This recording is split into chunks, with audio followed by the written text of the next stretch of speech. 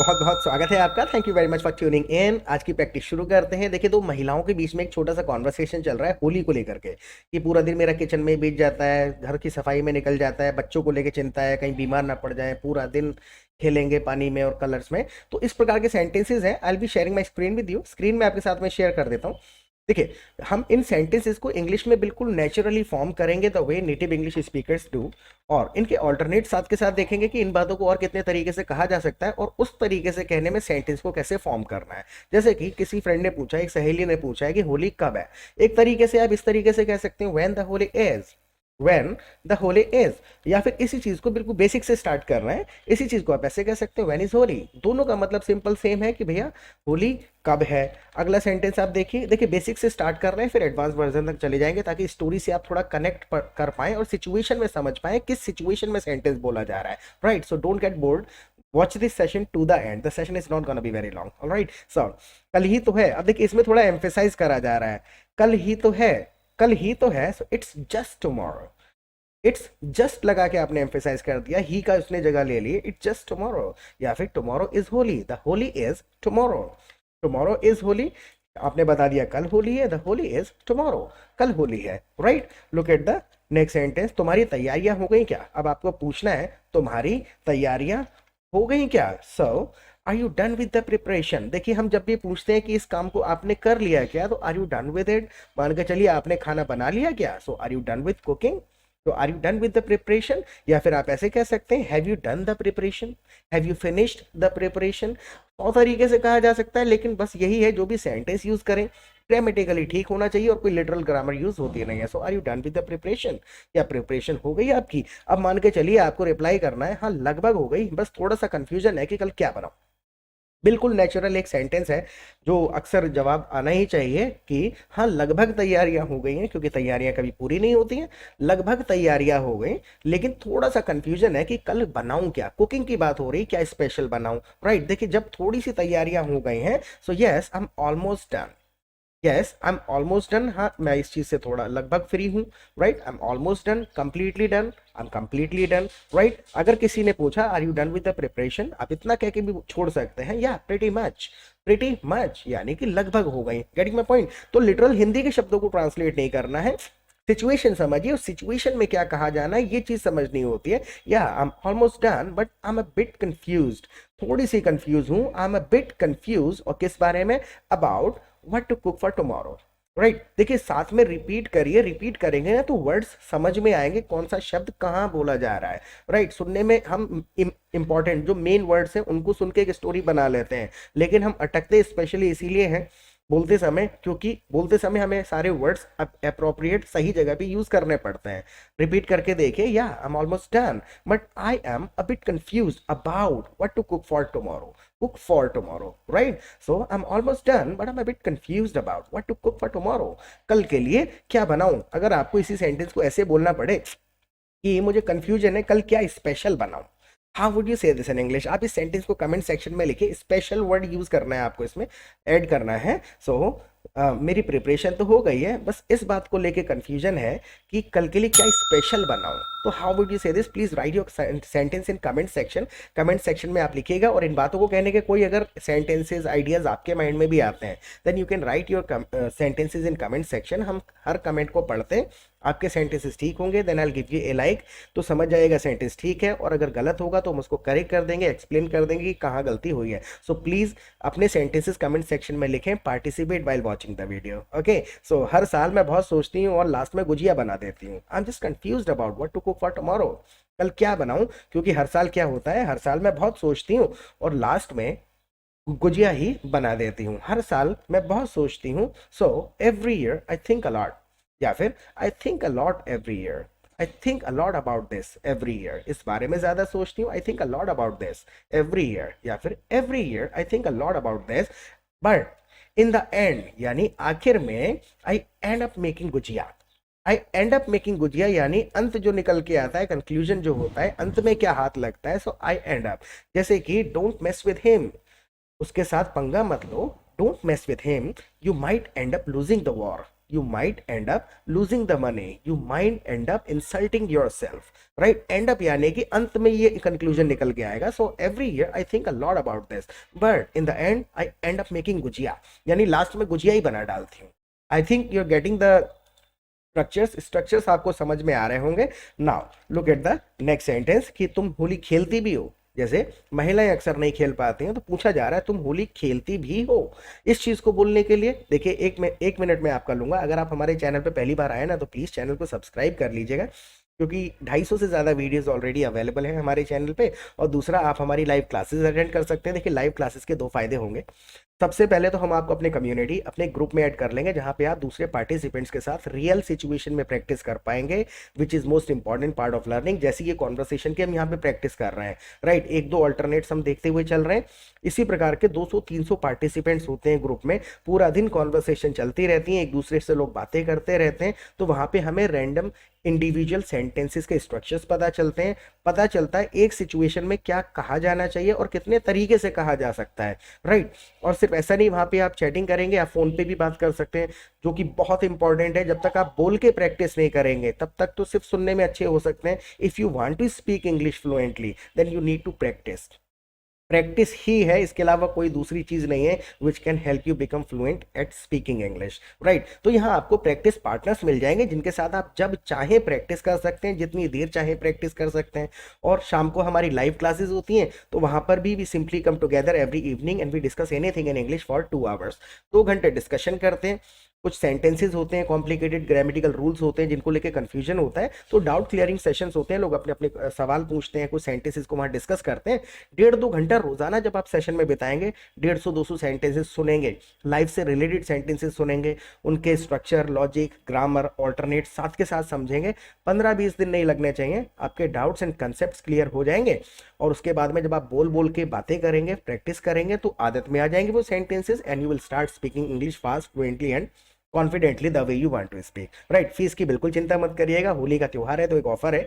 1,000 रुपये लाइफ में एक बार आपको देने हैं, सिर्फ 1,000 रुपये देने हैं. उसके बाद आप अनलिमिटेड लाइव क्लासेस अटेंड कर सकते हैं, हमारे ग्रुप में आ जाएंगे. जब तक आप चाहे प्रैक्टिस कर सकते हैं, कोई लिमिट हमारी तरफ से नहीं होगी. तो जब तक आप फ्लुएंटली इंग्लिश बोलना नहीं शुरू कर देते, you will have access to all the facilities, right? तो आप लाइव क्लासेस में आइए. ये ऑफर केवल कल तक है, कल तक आप ज्वाइन करना चाहें तो कर सकते हैं, right? Let's get back to it now. तुम होली खेलती भी हो. देखिए, इसको 2-3 तरीके से कहा जा सकता है. Do you also play Holi? Do you also play Holi? तुम होली खेलती भी हो. या फिर do you play Holi as well? Do you play Holi as well, यानी कि you are always busy in the kitchen, you spend all your day in the kitchen. Do you play Holi as well? Holi खेलती भी हो, तो एज वेल भी last में लगाया जा सकता है, या ऑल्सो भी यूज किया जा सकता है in the middle, right? Look at the next sentence कि खेलने का टाइम ही नहीं मिलता, सारा दिन सफाई करने में निकल जाता है. खेलने का टाइम ही नहीं मिलता, सारा दिन सफाई करने में निकल जाता है. से आई barely get time to play. I barely get time to play. I hardly get time to play. I just don't get time to play. Right? आपके ऊपर डिपेंड करेगा कैसे कहना है. I just don't get time to play. My entire day goes into cleaning. सारा का सारा समय चला जाता है, पूरा दिन किस चीज में निकल जाता है? माई entire day goes into cleaning, यानी सफाई में निकल जाता है. So I barely get time to play. My entire day goes into cleaning. I barely get time to play. My whole day goes into cleaning. Entire day, all day, whole day. बहुत सारी चीजें interchangeably use करी जाती हैं, क्योंकि ना I think कि सबसे ज़्यादा आसान लैंग्वेज है, बिकॉज इसमें ऑल्टरनेट्स बहुत होते हैं, बहुत सारे वर्ड्स हैं, एक ही फैमिली के होते हैं, कोई भी वर्ड यूज करके सेंटेंस फॉर्म कर दिया जाता है, right? So I just don't get time to play because my whole day goes into cleaning. पूरा का पूरा दिन सफाई में निकल जाता है. इसी चीज़ को दूसरे तरीके से कह के देखिए, I just don't get time to play Holi because I spend all my day cleaning. पूरा दिन क्लीनिंग करते करते बिता देती हूँ. I spend all my day in cleaning, right? Now सारा दिन किचन में निकल जाता है मेहमानों को सर्व करते हुए. सर्वे नहीं है, वो सर्व है, यानी कि एक सेंटेंस और उन्होंने जोड़ दिया है. सारा दिन किचन में ही निकल जाता है मेहमानों को सर्व करते हुए. बार बार मेहमान आते रहते हैं. So I spend my whole day. I spend my whole day. I spend my entire day, right? So I spend my whole day in the kitchen and serving the guest in the kitchen. देखिए, यहाँ पे and लगा के दो जो situation है उनको तोड़ दिया गया है. अगर हम इसमें से एंड हटा दें, I spend my whole day in the kitchen serving the guest, यानी गेस्ट को किचन में सर्व किया जाता है. राइट, यानी गैस को किचन में सर्व करती हूँ। आई होप इतना मीनिंग समझ आ रहा होगा। So I spend my whole day in the kitchen and serving the guest, यानी किचन में और गैस को सर्व करते हुए।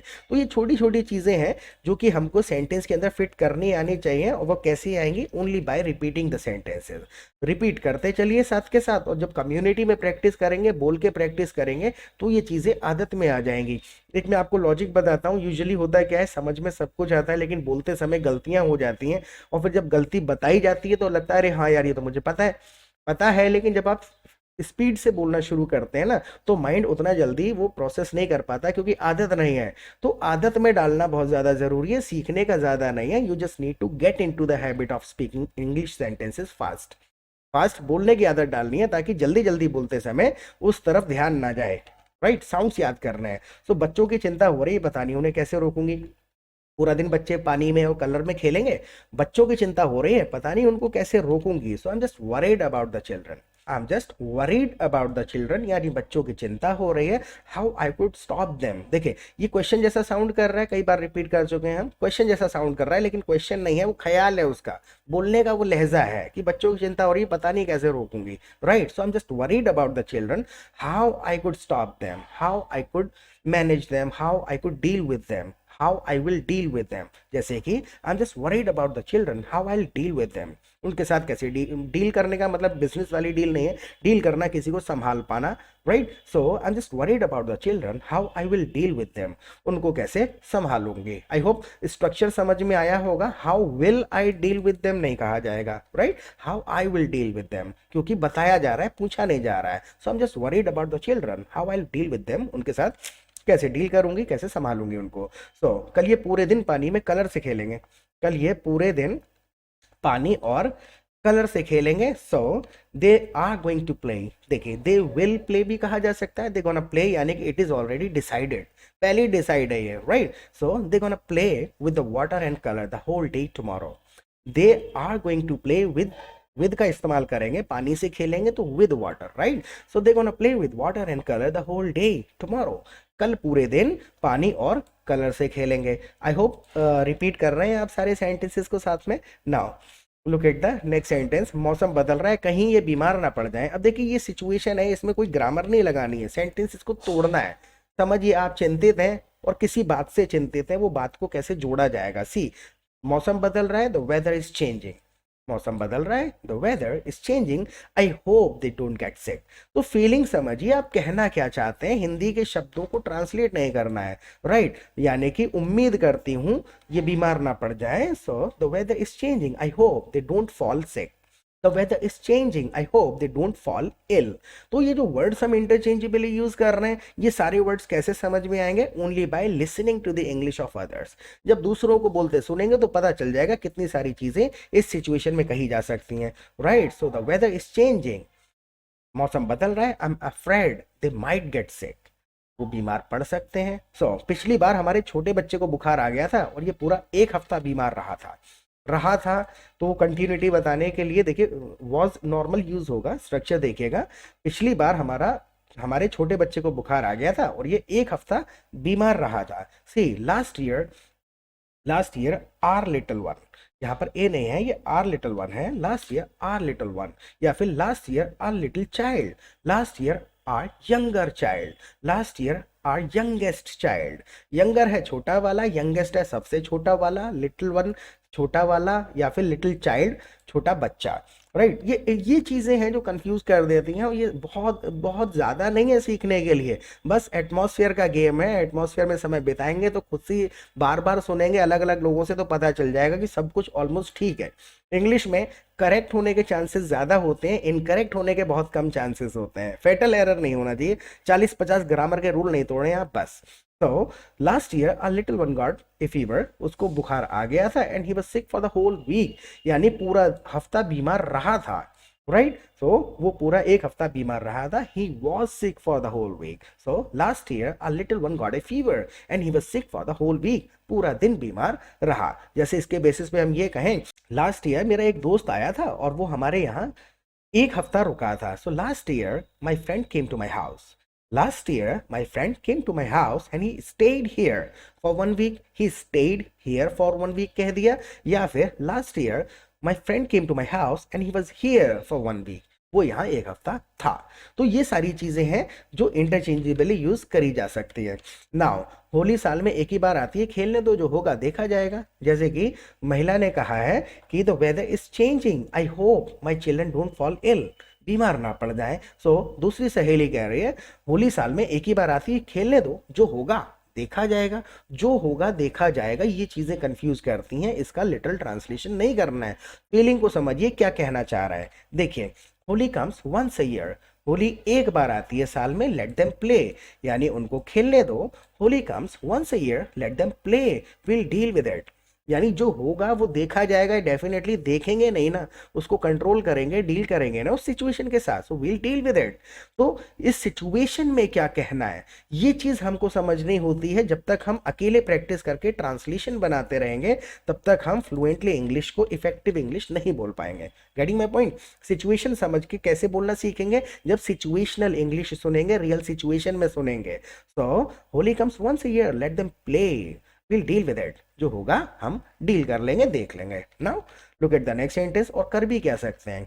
अब मान के चलिए आपको थोड़ा सा हेल्पलेसनेस दिखानी है कि हम कर भी कह सकते हैं, तो आपने एक सेंटेंस बना दिया, what else can we do, या फिर we have no choice, we have no choice. तो सिचुएशन में जब आप कहने पे आएंगे तो बहुत ऑल्टरनेट्स हैं, right. We have no choice, कोई चॉइस है ही नहीं हमारे पास, या फिर what else can we do, और हम कर भी कह सकते हैं। Look at the last sentence, क्योंकि बच्चे सुनने वाले तो है नहीं, बच्चे सुनने वाले तो है नहीं। So the kids never listen, so the kids never listen to us, हमारी बात कभी नहीं सुनते।